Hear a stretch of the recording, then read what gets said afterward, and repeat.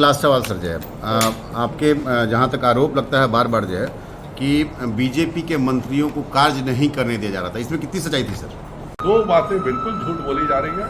पहला कि हमने अपने मर्जी से बनाया था, नीतीश कुमार जी ने खुद जानने के बाद भी बीजेपी क्यों थी साथ में? हम इसलिए थे कि हम नहीं चाहते थे कि राजद आए और ये सारे बालू माफिया, अपहरण माफिया, हत्या माफिया, यह सब पुनः बिहार पे हावी हो जाए। बिहार की जनता के लिए हम लोग इस पर चुप थे। भारतीय जनता पार्टी जब तक जनता दल यूनाइटेड के साथ जब भी लड़ी है तो उसको फायदा रहा है, लेकिन अब अकेले आप जब चलेंगे तो चुनौती आपके सामने ज्यादा होगी।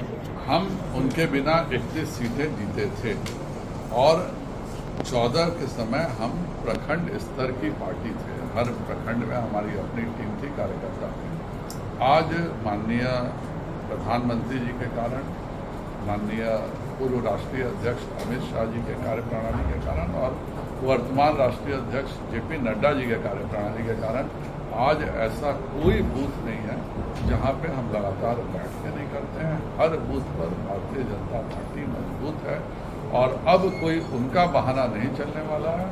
हम 24 में सभी सीटें तो जीतेंगे ही, 25 में 2/3 सीट जीत करके पूर्ण बहुमत की सरकार बिहार में बनाएंगे। तेजस्वी यादव ने शपथ ली है, शपथ लेने के बाद जो उनका सबसे पहला बयान है कि 1 महीने के अंदर बिहार के युवाओं को रोजगार मिलना शुरू। नहीं, 1 महीने क्यों? उन्होंने तो वादा किया था कि पहले जो लोकसभा के जो उनके मंत्रिमंडल की पहली बैठक होगी उसमें वह 10 लाख लोगों को नौकरी देंगे। तो मैं उम्मीद कर रहा हूँ, आज शपथ लिए हैं, कल मंत्रिमंडल की जब बैठक में बैठेंगे तो कल पहले 10 लाख लोगों को नौकरी मिलेगी। परसों जितने भी शिक्षक हैं, समान काम का समान वेतन का वादा उन्होंने विधानसभा में किया था, तो परसों सभी शिक्षकों का वेतन एक समान हो जाएगा और उसके अगले दिन जितने भी संविदा कर्मी थे वह सब परमानेंट हो करके अपना सभी सरकारी नौकरी में जितना बाकियों को मिलती है वह सभी संविदा कर्मी भी परसों 3 दिनों में परमानेंट नौकरी में हो जाएंगे। मैं उनको पूरी शुभकामनाएं देता हूं। मुझे पूरा विश्वास है कि तेजस्वी जी कम से कम नीतीश जी की तरह पलटू नहीं बनेंगे और यह जो तीनों वादे उन्होंने विधानसभा में किए थे वह तीनों वादों को अगले 3 दिन में पूरा करेंगे। सर, एक सवाल है, और जिस व्यक्ति का नाम बहुत ज़्यादा लिया गया जदयू की तरफ से कि आरसीपी सिंह को आगे करके तोड़ने की कोशिश की जा रही थी, क्या आरसीपी सिंह की कोई भूमिका आने वाले समय में भारतीय जनता पार्टी में रहेगी? देखिए, माननीय नीतीश कुमार जी के पास एक भूमिका रहती है सरकारी अफसरों को साधने की। पहली भूमिका उन्होंने ही दिया था इसको। आज वह भूमिका वह बदल करके एक मनीष वर्मा करके उड़ीसा के IAS कैडर थे, उनको रिजाइन कराया है, वह भूमिका दी है, उनको कैबिनेट मंत्री का दर्जा दिलाया है कि अब यह सारे सरकारी अफसरों को फिक्स करेंगे। नीतीश जी ने पिछले बार यह काम किया कि उन्हीं को राष्ट्रीय अध्यक्ष बनाया। राष्ट्रीय अध्यक्ष बनाया तो उन्होंने भी पूरे क्षेत्र में जदयू के एक गांव घूम करके वह मिलना जुलना शुरू किए। तो यह नीतीश जी को कहीं ना कहीं नागवार गुजरी होगी। 3 साल बाद हो सकता है कि अब मनीष वर्मा जी को भी वो अगले साल राष्ट्रीय अध्यक्ष बना दे और 3 साल बाद फिर उसका बहाना करके फिर किसी पार्टी को तोड़ दे। लेकिन बिहार की जनता अब नीतीश जी से ऐसा थक चुकी है कि न 2024 में यह कोई सीट जीत पाएंगे न 2025 में। लेकिन आरसीपी सिंह का क्या रहेगा सर? हमें नहीं मालूम है, वह तो उनके पार्टी के हैं, वो उनके पार्टी से इस्तीफा दिए, उनके राष्ट्रीय अध्यक्ष हैं। जिनके राष्ट्रीय अध्यक्ष हैं उनसे तो पूछिए। लेकिन 1-2 बातें बिल्कुल झूठ बोली जा रही है। पहला कि हमने अपने मर्जी से बनाया था, नीतीश कुमार जी ने खुद फोन करके कहा था कि आरसीपी एक मंत्री बनेंगे तो आरसीपी बनेंगे और तब गृह मंत्री जी ने उस समय बुला करके आरसीपी से बात की थी।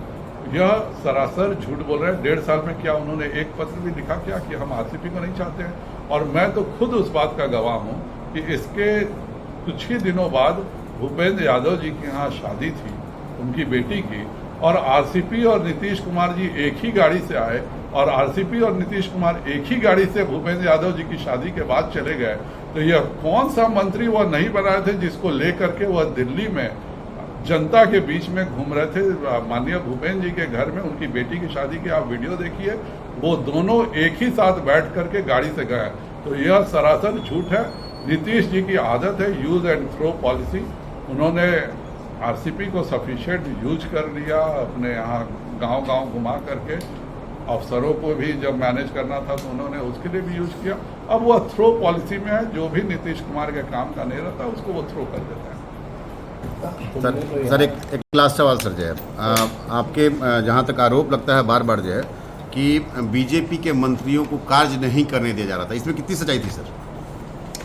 यह बात 16 तारीख के बाद मंत्री खुद बताएंगे कि कितना उन्होंने कार्य किया है और कितना कार्य करना चाहते थे। जो हमने पॉलिसी बनाई उसके तहत हम लोग लगातार काम कर रहे थे और यह हिंड्रेंस जो भी है, क्योंकि उन्होंने एक डेवलपमेंट काउंसिल बना के क्योंकि सर बीजेपी के अंदर खाने से ही खबर आ रही थी बार बार कि जो भी निर्णय जो लिया जाता है वो निर्णय जो है मंत्री के स्तर पर न लेकर के जो है केवल पदाधिकारियों के स्तर पर लिया जाता है। किसी भी प्रदेश में मुख्यमंत्री अगर अपने पदाधिकारियों के द्वारा ही किसी को भी कंट्रोल कर सकता है, और नीतीश कुमार जी इस बात के लिए हमेशा एक आदमी को बहाल करते हैं। पहले उन्होंने आरसीपी को बहाल किया था, वर्तमान में वह मनीष वर्मा को बहाल किए हुए हैं। मनीष वर्मा जी का यही काम है कि सभी अधिकारियों को घर पे बुलाना और कौन मंत्री क्या काम करेगा यह तय करना। जल्दी ही उनको भी राष्ट्रीय अध्यक्ष बना देंगे और कुछ दिन बाद वो हटा देंगे। संजय सर, ये जानने के बाद भी बीजेपी क्यों थी साथ में? हम इसलिए थे कि हम नहीं चाहते थे कि राजद आए और ये सारे बालू माफिया, अपहरण माफिया, हत्या माफिया, यह सब पुनः बिहार पे हावी हो जाए। बिहार की जनता के लिए हम लोग इस पर चुप थे।